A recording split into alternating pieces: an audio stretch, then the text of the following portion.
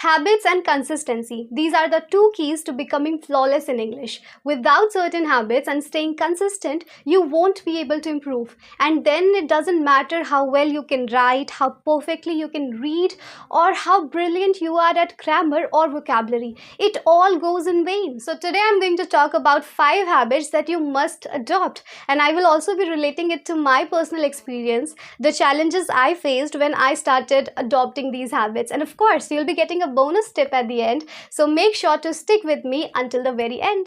Today I have a very important announcement to make. I guess most of you might be knowing it already that my 2 new spoken English batches are starting from 1st of October.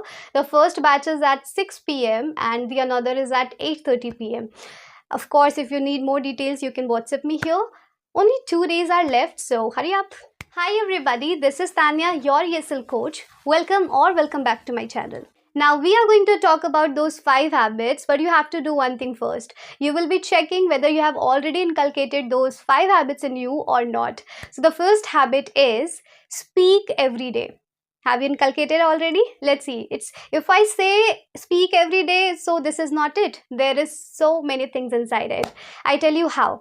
Speak every day as in you must have a timer with you where you can track how many minutes you are devoting to it, or how much time you are devoting to it. So for that, you must have the estimate of 30 to 45 minutes with you. And you cannot speak continuously 30 to 45 minutes. That's why I said that you must have a timer with you, so that you can track that if you spoke 5 minutes with you, or if you spoke 10 to 15 minutes with AI. I will not be explaining again about AI because I have already explained it enough. So yeah, 10 to 15 minutes to AI, and then further you will be meeting people. So to them, obviously when you're talking to them, so you cannot really turn on your timer and you can track that how much time you are giving to it, but you must have an estimate that how much you did. Okay, and I think we all can have a guess. So overall you have to give 30 to 45 minutes, or else if you don't have anyone to talk to in person, then if you're simply using any application like CV, Ace Fluency, or there is one more where you can Linkbee application where you can talk to native people. So there the timer is already there. You can track your time, that how much did you speak to that person. So in this way, and I tell you, this timer system is very interesting, because when I used to study, it was obviously like we all used to study, but I was studying something particular, so I used to use that kitchen timer, and it used to motivate me always, because I used to have a certain time limit that I have to study for 2 hours or 3 hours, whatever. Not 3 hours, it would be too much, means 45 minutes, or Pomodoro technique, whatever you are applying. So this really helps. Okay, do it. Now what the biggest question arises is what to speak. I just read a comment. The person said it so well, so perfectly, that if you want to improve, if you really want to become flawless in this language, so you have 2 to 3 things to do, and 2 of them he mentioned that film yourself. The first option is film yourself. If not, then record your voice. And the second, he said that talk to yourself. So I read that comment he wrote in a paragraph, and it was so good. Then I read a reply also to that comment. A person said, but what to speak? Yeah, he said कि तू बोलता क्या था भाई? Means he used to film himself, but the comment was कि तू बोलता क्या था? So that is the biggest question here, that what to speak. I tell you, if you are at basic level, you know, right now I'm sitting, and if the time is around a quarter past 5, and I know that how have I spent my day today? The time I woke up and the entire things I did today, and no one is there to listen to me, so I can speak anything I want. The second, I would say, what you are going to do tomorrow. What are your plans for this weekend? So when you explain your day, this is in past tense. When you explain any of your incidents, that you went to the mall yesterday, you went to the market yesterday, you met a stranger yesterday, you met one of your old friends yesterday. So these all things in the past, and these are the topics you can take for yourself. And when you want to talk about your future plans. And when you talk about your future plans, that what you are going to do tomorrow, what you are up to this weekend, when you talk about all these things, so definitely this is in future. future tense, right? And if you see, I am not really distinguishing it in a tense manner, or in order to improve your tense, but I'm giving you the variety, because some people say that if I only talk about my day, so I would be speaking in one tense, then how will I be getting variety in my sentences? So I'm just giving you the hint here. Or if you don't want to understand or comprehend in this manner, so it's your choice, it's completely fine. I just want you to speak different things, and when you think that you are run out of all these things, you think that you have spoken these things enough, then you can take certain topics. You can take about social media, but yeah, it would be so boring, right, that you are speaking to yourself that, yes Tanya, tell me what you feel about social media. But for some people it may not be boring, so you can choose accordingly. And this is what I should call as your first habit, and that is speak every day. You have to do it. The second habit is listen actively. I will definitely be talking about this, but first you ask a question to yourself. How much do you listen to something? Are you really doing your listening practice? If you don't listen to something, how will you be grabbing the new things? How will you be filling your mind with new things? If you have very limited words in your head, and if you don't improve it over time, if you don't fill it up with new things, with new ideas, new thoughts, words, phrases, everything, then what will you be having new in your mouth? That is something, it matters a lot. Okay, you need to take care of it. And it's not something new that I'm going to give suggestions for listening practice for the first time. I have already given it many a time, but I will also, one more time, I will be briefing it out, and I hope you can write it somewhere, and essential links also I will be providing in my description box. So for listening, the first thing, okay, as I said, listen actively. So sometimes what happens when you watch a movie, this is the major problem. I don't know how many of you really take care of it, but yesterday, okay, fine, I will not give any of the examples now, I will just explain. So when you watch a movie, people say that I'm watching movie for to improve my English. So when you watch a movie, you get fascinated towards the scene and the story and the actor or actresses or the other people there. You just get fascinated towards that. Then after a moment, you stop taking care of some important words, some important phrases the person is using. And then if the movie is of 2 hours or 3 hours, even the Hollywood movie, then you don't care at all. You are ready to give your 3 hours. I am not saying that it's not productive at all, it is, but it is not as productive as it is supposed to be. So even if you're giving your 15 to 20 minutes for your listening practice, but you're doing it actively, then trust me, you are doing so much good to you. And that 20 to 25 minutes is more than the time, the 3 hours or 2 hours you are devoting to a movie. Because when you watch a movie, your full focus is to know the story and to know its end, how it finishes. Okay, so don't do that. For this, I would suggest you listen to a podcast. If subtitles, you think subtitles is needed, use it. And for podcasts, nowadays the podcasts are being shot or are being made. These are especially for English also, so they know that they have to use a good English, or they have to speak in a certain way, so that they know that the people who are watching us, they are majorly here for English, because very less people would be there, I guess, if they are there for just for knowledge. Or there could be so many things. Okay, if a person of advanced level, if he is also watching it, or watching a podcast, so he is watching it for his knowledge. Third habit is think in English, and I'm pretty much excited to explain about this, because there are big titles on YouTube: how to think in English, why are you not able to think in English, think in English. So this is something I started with. I don't know if you're getting it or not. I'm saying it once again. This is something I started with. I am a person who thinks a lot.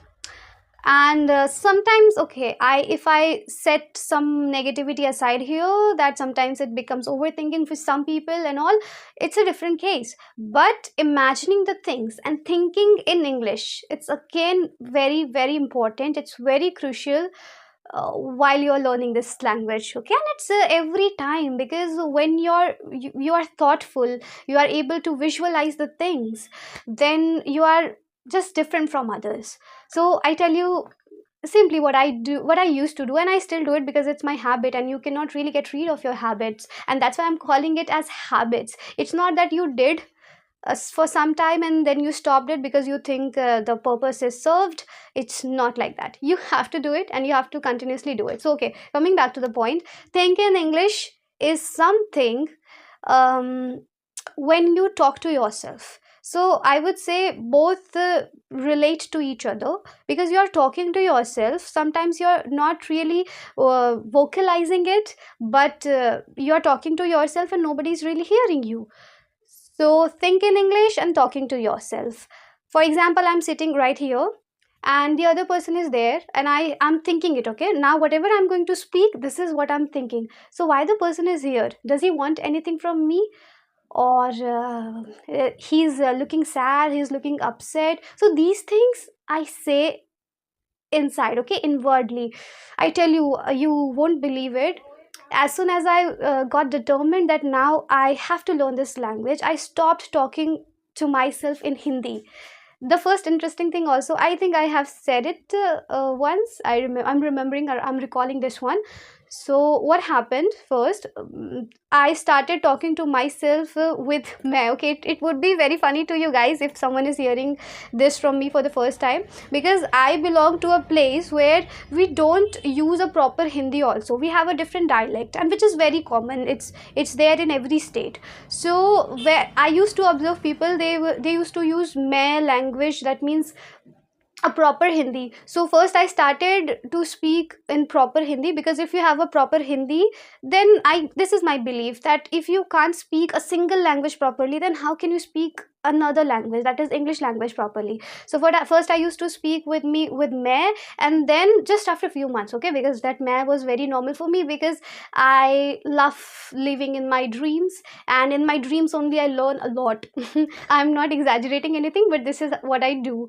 Not really in mathematics and all other subjects that I am visualizing the things, but especially in these cases. Okay, so then now if you ask me that I'm thinking something, so make sure I'm not thinking in my language, I'm not thinking in Hindi. Whatever I'm thinking, it's always in English. Whatever I call myself, if I say that Tanya, you are supposed to do, what are you doing here, tomorrow is Saturday, and all the stuffs like that, I never speak in Hindi.